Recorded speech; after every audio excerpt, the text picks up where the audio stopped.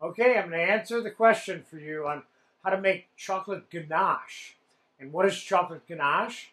Chocolate ganache is like a chocolate spread or a filling, or it's something that you can put in between layers of cake, something you can put in parfaits, something you can put in trifles.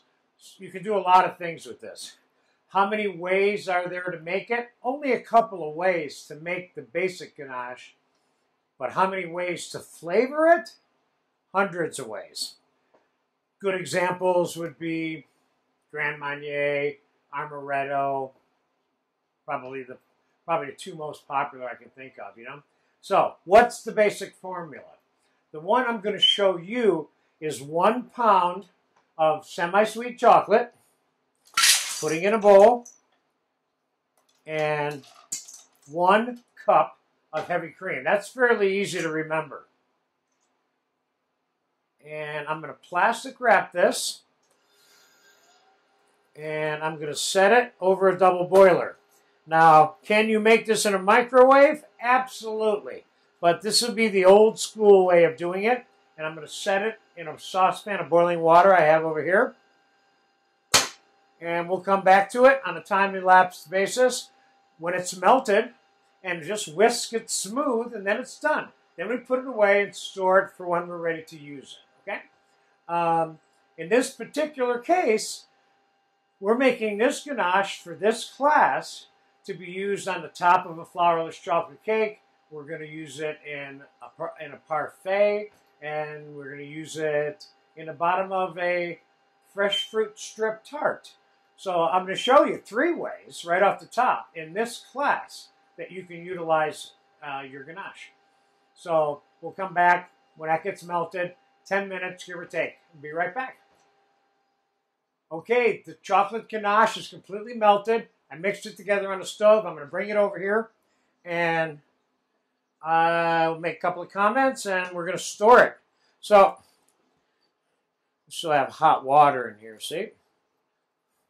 And we don't need this anymore. But you'll notice how I put the bottom of this pot on a rag instead of directly on my cutting board, because that carbon from the flame on the stove dirties your cutting board. You don't want that. Okay, so I mentioned to you, here's your ganache. Now this is hot ganache, so it's a little softer than that spreadable toothpaste consistency that we're going to end up with this particular item, okay? So I said something about flavoring it. I said, I think I gave you examples of Grand Marnier and Amaretto.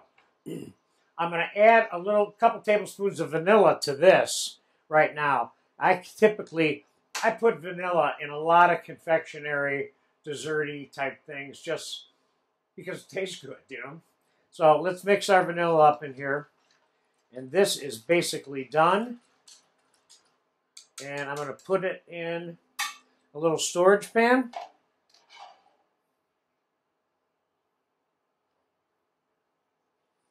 And we're going to put it away. And I'm going to put it away with this spoon in it. While it's getting cold, I'm going to go in every once in a while. I'm going to mix it up because I'm going to put this on the flourless chocolate cake. Now, if you refrigerate this, this will harden up. So whenever you're going to use your ganache, you need to temper it slightly so that it gets to the texture that you want. All right? So I'm going to put this in the fridge. And the reason I'm going to mix it, I don't want it getting cold on the outsides of it and getting hard. Then I end up mixing hard pieces into it. So I'm going to put this in the fridge. I'm going to go back and forth once every 15 minutes, 10 minutes, 20 minutes, and just give it a little mix so that it stays the same cooling temperature throughout all of it during the cooling process, okay? Then we'll use it a little later in this class on top of the flourless chocolate cake. So there you have it, basic chocolate ganache minus whole butter, which many of the ganaches do include cream and butter. This one, I'm using just the cream, okay? So there you have it, chocolate ganache, and it's good for all kinds of stuff.